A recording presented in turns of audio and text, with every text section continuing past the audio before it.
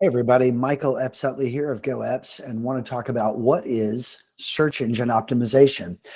Typically we call this SEO, just short for search engine optimization, and it's the process of making your website work better for users and search engines.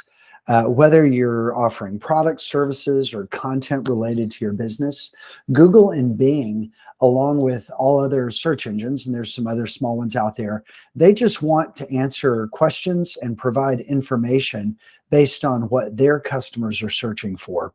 So the better your page answers questions, whether it's product information, information about a service, solving a problem, or learning how to do something, the better your page does that, the higher your page is going to rank in search engines. So first off, let's cover some basics. So search engines like Google and Bing, they're essentially bots.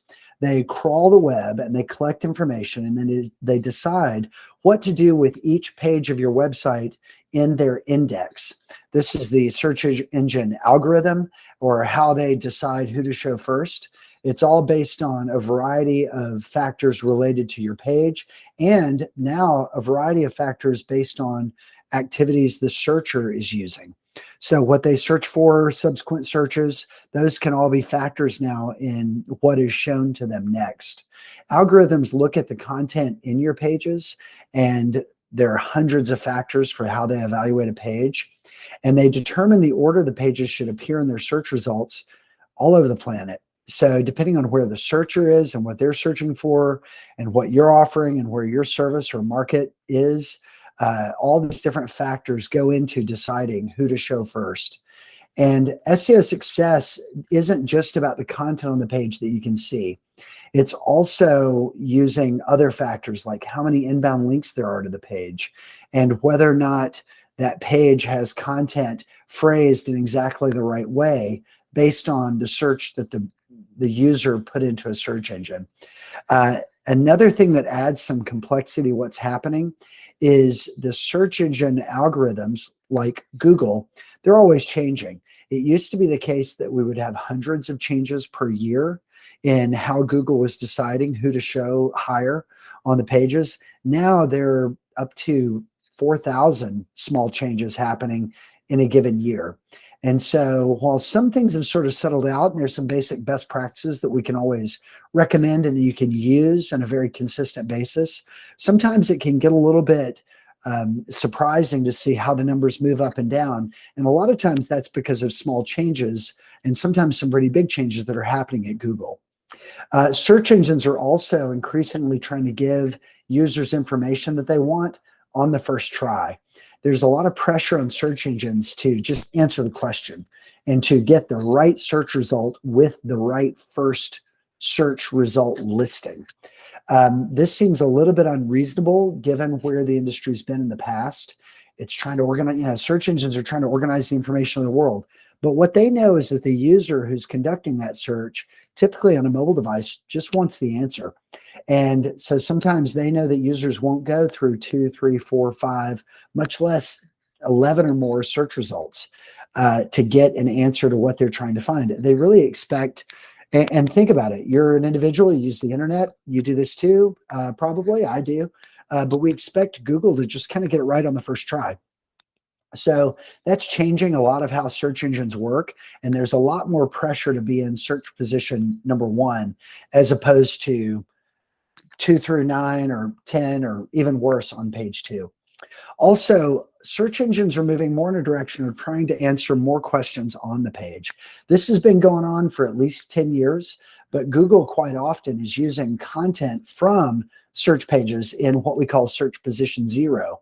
A lot of this is with the willing participation of content providers. Think about Ticketmaster wanting ticket dates and times to be available as quickly as possible because they've kind of got a monopoly on the sale process for a lot of those events, all the way up to Fandango with movie events, having the movie times populated correctly and show in search indexes without a user ever having to click through.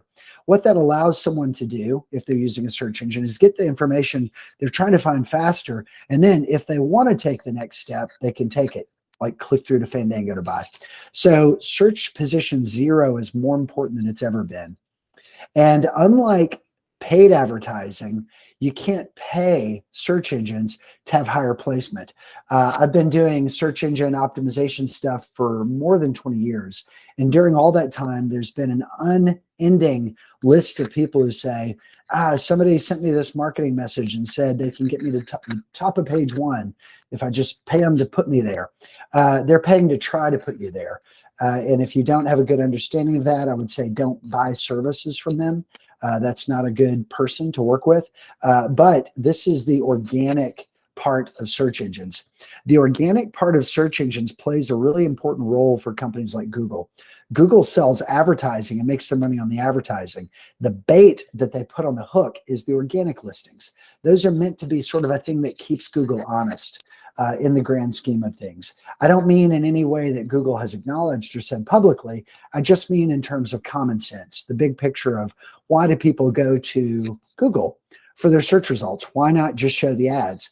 Well, because if they're just seeing ads, the user knows, oh, I'm only seeing what is being paid to be promoted. I'm just seeing the yellow pages section of the phone book, not the white pages. Maybe I want to see all the listings.